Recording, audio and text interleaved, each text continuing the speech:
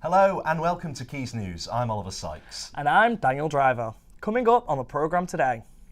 Salford has the highest inequalities in the country, according to the City Council. Two arrests We all need social care. So the beautiful thing about the Health Creation Alliance is that we are connecting the people that have the power, the knowledge, and still the passion.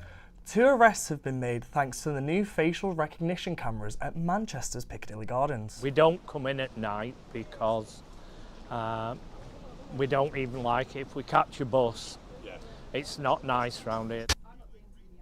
The morning after pill is now free for women. And a Reddit forum about employment for graduates in the UK. A feel-good escape for new parents in Monton.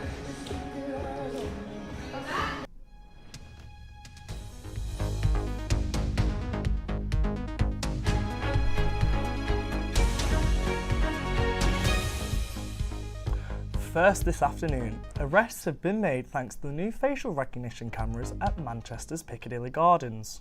The cameras had only been introduced hours before the first arrest was made. They use biometric data to match faces in the crowd to those on a watch list, as Tom Turner reports. Thank you, Ollie. Well, if you've walked through Manchester's Piccadilly Gardens at any point, you'll know it's a hotbed for crime and antisocial behaviour. I'm standing here now where GMP's new facial recognition cameras were implemented yesterday, just behind where I'm standing. Yesterday, 2 arrests were made using the technology. A 40-year-old man was arrested on suspicion of carrying an offensive weapon, and a 36-year-old man was arrested on suspicion of being wanted for criminal damage, with one condition of his bail meaning he could not enter Piccadilly Gardens. The cameras will focus on a specific area of people and detect faces compared to a pre-prepared watch list, with an alert issued immediately if there is a match. Inspector John Middleton of Greater Manchester Police said today's arrests again show the value of live facial recognition and using the technology alongside traditional policing methods. I spoke to people earlier around the gardens to understand their thoughts on the cameras. Kind of need to arrest a lot more than 2 people, you know what I mean? Yeah, you got to kind of watch what you're doing. There's a lot of stuff that always kicks off, you know. I think it's quite cool. I mean, it will help, probably. It is weird that, like, your face is on the system, I guess, like, without me, I guess I do know, but like, it is weird that you could just walk around and be spotted for something that you didn't know you could be spotted for, I guess. We don't come in at night because we don't even like it. If we catch a bus, it's not nice round here. This week is Med Safety Week and we have our reporter Elena Towell in the studio to tell us all about it. So Elena, what is Med Safety Week? Med Safety Week is an annual campaign by the MHRA which licenses healthcare products in the UK. The idea is to promote patient safety in healthcare. This week marks the 10th annual campaign and this year's theme is how can we all help make medicine safer? So what does this mean to us? So what they want us to do is report any suspected problems or side effects to their yellow card scheme. This is what it looks like. They also want to make the public more aware that anyone can put in a report, whether it's for themselves or for someone else. You've shown us what it looks like, but what actually is it? So the Yellow Card Scheme is an online form where anyone can report issues with a healthcare product. So that could be a medicine, a vaccine, a device, a blood product, or an e-cigarette. The form's submitted to the MHRA, so that they can identify any issues as early as possible and help keep everyone and all their patients safe. Thanks, Elena. Thank you.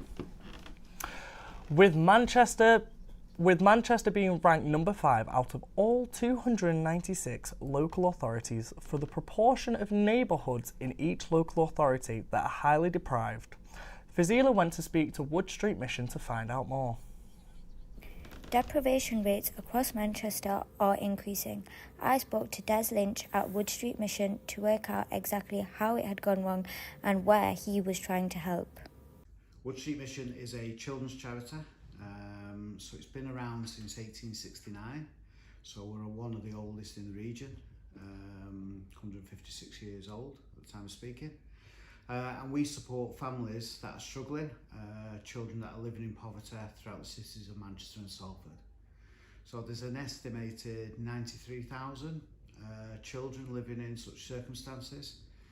So we've got our work cut out. So if you think of the terms of like Wembley Stadium, so if you stood in the centre circle at Wembley Stadium and you've got every seat filled with a child and another 3,000 stood on the pitch, that's roughly the task that we're dealing with.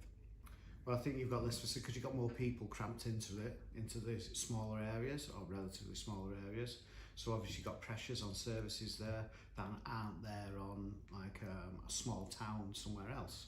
So you've got that kind of thing. He highlighted the contrast between the side of the city that everyone sees and the side of the city that he sees. It's very affluent, but it's a bit like smoke and mirrors. So whilst you've got an affluent 3 square miles, you can walk in any direction, 20 minutes in any direction, and you're in some of the worst poverty-stricken areas in the region. So, you know, there isn't that trickle-down effect, certainly not for an awful lot of people. Des also shared a story that showed the importance of the work that Wood Street Mission do.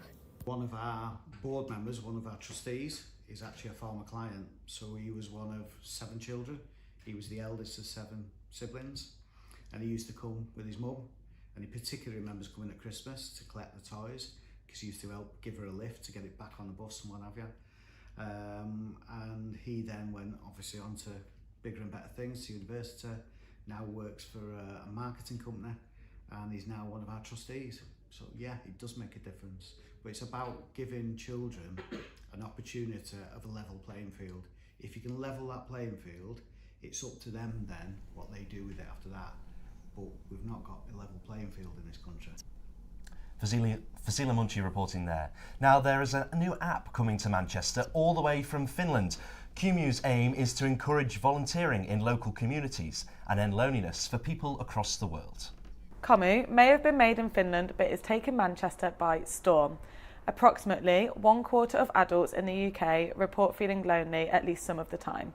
The Komu app helps with this, encouraging and allowing people to volunteer, whether it's helping someone with their shopping or walking their dog when they are too busy. Karolina Korhanen, a chairperson of the company, hopes it will bring the community together. There seems to be universal problems also in the UK and in Manchester related to how difficult it is to ask for help. And that communities are looking for ways to also do good for each other.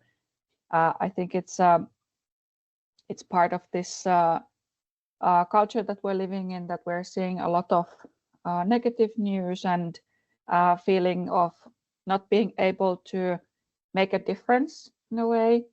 And we have seen through more than 40,000 good deeds that have been done through Komu now in the past 3 years, that if people have access to a tool, good deeds can happen. I went out to find out what the people of Manchester think about this. Personally, I think it would be a good app.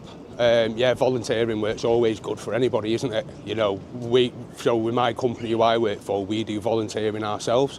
So perhaps, you know, if we can get some details, I could probably try and introduce it into our company. I think it's a good cause, really. It'd be good for Manchester, and it's good to help the community out. I think it's a great idea for those who are infirm at home, assuming that they're savvy with up-to-date, you know, this modern technology, yes. I think it's great, like your mum. It's a great idea. The government did something similar during COVID, didn't they? There was a USAMS or something like that, it was called, the app, so yeah, something like that. So I don't think it sounds like a good idea, because if I'm ill, like really ill, and would need to use service, I just wouldn't want to see anyone, let alone a stranger. The only person I would want to see is my mum. MHFA England found that 36% of employees are unable to comfortably cope with their workload. 1 in 5 find themselves burning out due to work, and 84% reported feeling stressed at least once a month. So maybe volunteers would help these people have something off their chest, or even someone to talk to.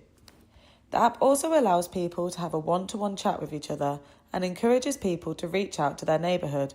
On there, you can request help, offer help, and even share a story. Emma Stewart, Quays News.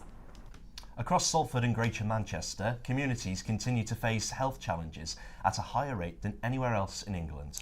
The Health Creation Alliance is taking a new approach to tackling these inequalities by working with communities to improve health and well-being. Abby Jones has the story. Salford continues to face some of the highest health inequalities in the country. According to Salford City Council, average health levels are still worse than the national average. But a national movement based in Manchester says the answer lies in creating health, not just treating illness. At the Health Creation Alliance conference, community leaders, charities and health professionals have come together to explore how giving people more purpose, hope and control could transform well-being across Greater Manchester. Among those leading the conversation is George Fielding, an ambassador for the Alliance. I'm coming here with an awareness, like everybody else, that our systems, as they currently are creaking, breaking, and not servicing either the people living in, working in them, or being supported by them. And indeed, in some way, we all need the NHS and we all need social care. We are public servants and volunteers who know that communities have the answers, and we also know the methods through which you can create change and create a culture whereby everybody feels as if they have their agency to be heard and supported and to live meaningful lives. In Manchester, the Alliance's approach is already reaching local communities through partners like Manchester Settlement. Adrian Ball, the charity's chief executive, explains the impact. I'm delighted to be here today at the Health Creation Summit. My organisation has been delivering a range of projects based on the values and principles of health creation for about 3 years now, and we've really seen an expansion of the work that we do in communities, working alongside powerful community representatives and organisations through the application of health creating principles and values. So much so that we've had significant investment from our local health partners to have progressed that work to levels which we couldn't have dreamed of 3 years ago. Delegates have travelled from across the UK, including Dr. Philip Bennett Richards, a GP visiting from London, who says Manchester's approach could inspire similar projects nationwide. Yeah, I had a great time. Really enjoyed the collaboration between different parts of the health and social care network and also volunteers, learning new things. Hopefully take some of them back to London and consolidate the progress that's been made in other areas. With health inequalities still affecting people here in Salford and beyond, the Health Creation Alliance hopes its community-first approach will inspire lasting change. Abby Jones, Quays News. Now, you may have seen headlines about and posts on social media talking about how hard it is to get a job as a graduate and how the job market is constantly downsizing. Our reporter Sam West went to see if those rumours were true and what the graduate job market is really like. The BBC reported figures in October from the Institute of Student Employers that shows us competition for graduate jobs has never been higher. In fact, it's at a record high. Applications, according to their data, are up 15%. And that's not the worst news. Indeed, the popular job search website has reported that graduate job listings are down 33%. That is a drop of a third compared to last year's number of roles advertised for recent graduates. It's also been revealed that the UK has the only economy with fewer job openings available than before the pandemic. However, these stats and headlines may not be painting the real picture for graduates. I spoke to Ian Boardman, the head of careers and enterprise at Salford University, to see what the graduate job situation really is. So there's a lot of news headlines out there at the moment about how challenging the labour market is for graduates competing with each other. But the reality is the majority of recruiters are still recruiting the same or more than they were 5 years ago. So 5 years ago, the availability of graduate jobs increased significantly for 2 years, and for 3 years, sorry, and then over the last 2 years it has decreased a little bit. But there has been news headlines recently, particularly recruitment agencies like Reed saying that it's dropped 60% or 50% graduate jobs. but that's not borne out by the Office for National Statistics or Prospects Luminate and others that produce official statistics. It was looking a bit like a downturn at the start of 2025, but it has recovered since then. The key thing is not to dwell on the headlines all of the time, because it can be a bit depressing if you read the wrong one. So the key thing, I think, for students is to focus on making the most of now and hoovering up the skills and experiences and making the networks and connections that will help you decide what you do and don't want to do in life. Overall, the graduate job market for the last decade has remained relatively steady, but the nature of jobs and how to get a job has changed. So it seems there is no reason to worry when it comes to graduate employability. Those headlines are not telling the full story, and it seems the labour market is going to stay solid for the time being. Sam West, Salford. Britain's race to net zero has inspired some remarkable homegrown innovation, and the Manchester Prize is at the heart of it. The £1 million award recognises breakthroughs in artificial intelligence that tackle major global challenges. Two of this year's standout finalists are using AI to make our homes cleaner and more energy efficient, including the University of Salford's own Underheat AI. Our reporter Amy McGregor has more. From bricks that heat themselves to AI that keeps the lights on, 10 teams are competing to win the UK government's £1 million Manchester Prize. Meet Underheat from Salford Uni. Their project, called Energy Wall, takes the idea of underfloor heating and wraps it around the outside of a building. Using AI, the system designs panels to gently warm or cool the walls of a home. And the result?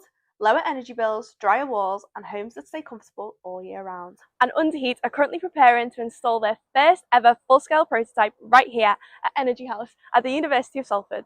We caught up with Bill George, Research Assistant at Energy House. This is a good representative of about 5.5 million UK homes, so every bit of testing that we do is relevant. So we're going to be doing the energy wall testing with Underheat AI, and essentially what that will be is the entire gable wall will be covered with some external wall insulation, and within that insulation there'll be pipe work. So essentially we'll be turning the gable wall into one big radiator. Because it's being heated with renewable energy systems such as an air source heat pump, obviously you'll be using less CO2, cheaper in terms of, depending on your energy tariff, because some tariffs that you can get, you can use your energy up off-peak times where electrical energy is a lot cheaper.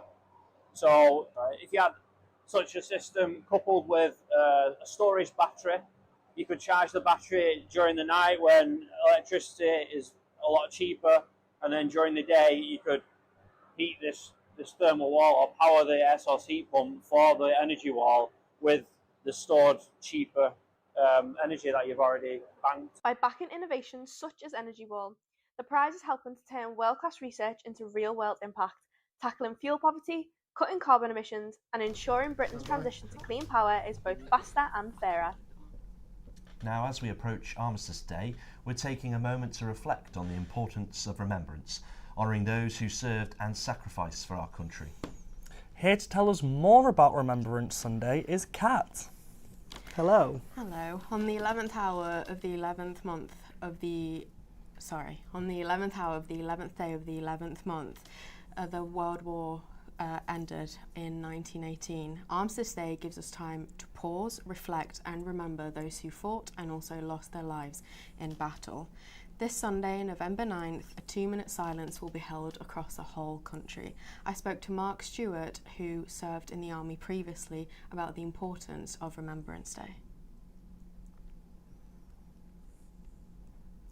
Remembrance Day isn't just to remember the First World War or Second World War, it's to remember all wars and all conflicts of fallen soldiers, not just British soldiers, but soldiers of the Commonwealth, which includes Australia, Canada, India. It's not just the fallen, it's the injured as well. It's to remember to pay respect for those that have gave their lives and served their country. Not just the Army or Navy or Merchant Navy, RAF, but also the families that have been through the same wars. It's such an important time of the year. Are there any events that people can attend locally? In fact, there are. There's loads in Salford. There is one in Eccles at Church Street at 10:50 a.m. There is one in Earlham and Cadishead at Princess Park at 10:50 in the morning. And there is one in Little Halton, St Paul's Church, Peel Lane at 11, Salford Crescent, Albert Bentley Place, the Crescent at 10:40. There is also one in Swinton, Salford Civic Centre, Chorley Road at 10:30 in the morning, and last one, there's one in Walkden, Parfold Park at Walkden Road at 10:50 in the morning. Each event is a chance for the community to come together, pause, pay our respects and say thank you to everybody who fought and those who have lost their lives in battle. Well, thank you, Kat. Thank you. Parents in Monton are fighting loneliness with an award-winning dance class where they can not only take their babies, but wear them. Alyssa has the story for us.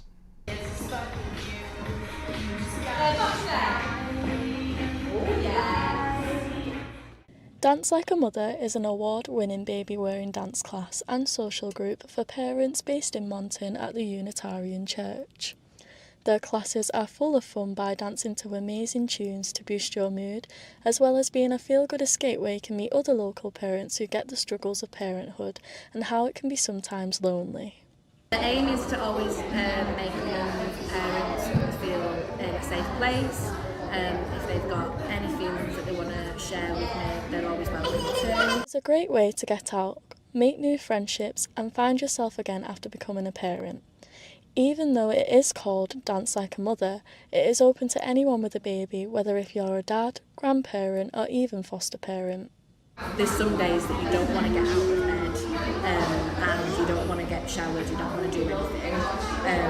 And being able to come here with other like-minded mothers and suddenly have a reason to get out of the house, and it's for yourself, it's for you, it's brilliant. And I wanted to give other mums that opportunity.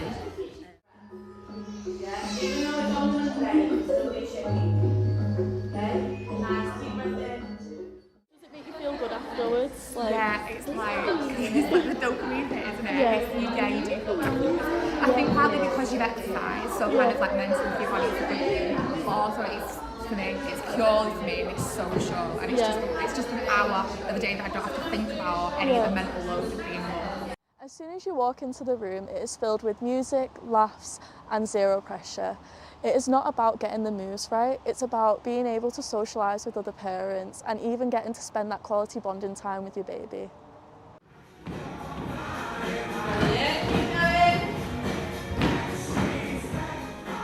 To get involved, you can visit Dance Like a Mother on their social media or website, as they have a range of locations for their baby-wearing dance classes.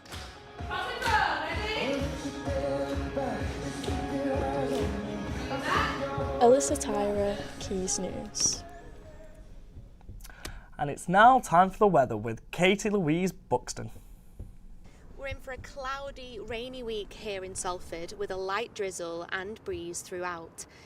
But it will get warmer. On Thursday there'll be heights of up to 17 degrees across the region, getting cooler towards the weekend to around 12 degrees. If you're planning what to wear for bonfire night, good news, it won't be too cool, so light jackets, but make sure you prepare for some rain as we can expect a little bit of drizzle later on Wednesday evening. But I do have some good news because there's going to be great visibility this week. It's only going to be partly cloudy, so we can expect to see the full light from the festivities in the skies throughout the week.